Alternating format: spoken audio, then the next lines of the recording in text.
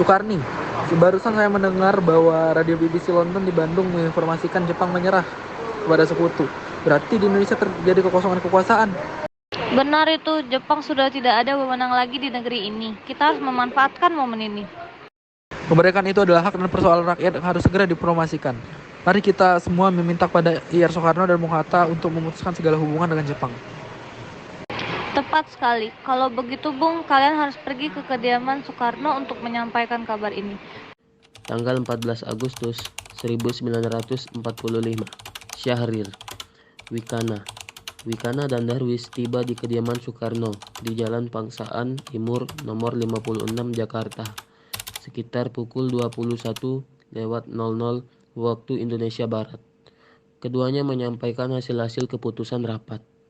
Silakan masuk. Ada maksud apa saudara-saudara datang kemari? Bung, saya mendengar berita Jepang menyerah kepada sekutu di radio BBC London di Bandung.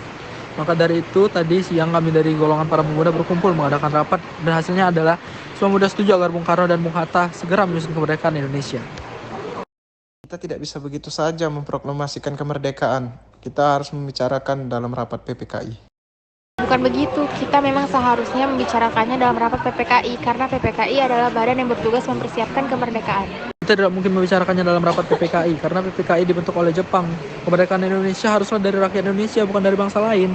Kekuatan segelintir ini takkan mampu mengalahkan armada perang milik Jepang. Coba kau perlihatkan padaku, mana bukti kekuatan yang diperhitungkan itu? Apa tindakanmu untuk menyelamatkan wanita dan anak-anak jika terjadi pertumpahan darah? Bagaimana cara kita nanti untuk mempertahankan kemerdekaan? Coba bayangkan, bagaimana kita akan tegak di atas kekuasaan sendiri. Tapi Bung, semakin cepat kita mempromosikan kemerdekaan, akan semakin cepat pula kita mengakhiri kependeritaan rakyat yang sudah ditanggung selama ini. Ayolah, ini yang kita tunggu-tunggu. Baiklah, tapi berikan kami waktu untuk berunding sebentar. Baiklah, saya pamit dulu ya. Akhirnya, karena masing-masing mempertahankan pendapatnya, keempat orang golongan muda tersebut berpamitan kepada Bung Karno, Syahrir, Wikana, Darwis, dan Soleh. Berpamitan dan bergegas meninggalkan kediaman Bung Karno dengan wajah kesal. Kemudian, para anggota golongan tua yang berada di kediaman Soekarno langsung membicarakan permasalahan tersebut. Bagaimana ini? Para pemuda menuntut untuk segera memproklamasikan kemerdekaan. Tapi kita tidak boleh gegabah, Bung. Kita butuh waktu untuk mempersiapkan semuanya dengan matang agar tidak terjadi sesuatu yang tidak kita inginkan. Saya setuju, menurut saya yang terpenting sekarang adalah menghadapi sekutu yang hendak berniat kembali berkuasa di negeri ini. Selain itu, masalah kemerdekaan sebaiknya dibicarakan lagi dalam sidang PPKI 18 Agustus mendatang. Lalu, bagaimana dengan pendapat golongan muda? Apa kita abaikan saja?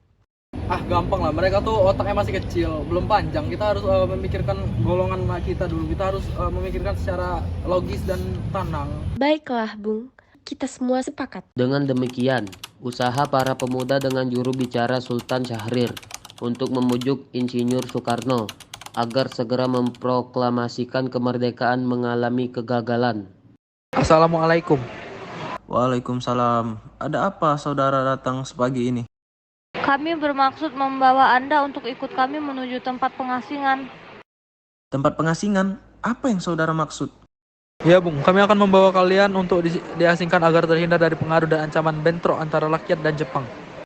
Baiklah, kami akan ikut. Sebaiknya Ibu Fatmawati dan anak Anda turut serta, Bung, untuk menjamin keselamatan mereka.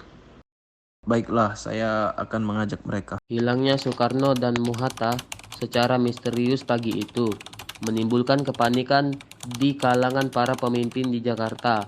Peristiwa ini baru diketahui oleh Mr. Ahmad Subarjo pukul 8 pagi. Apakah saudara tahu keberadaan Soekarno dan Bung Hatta?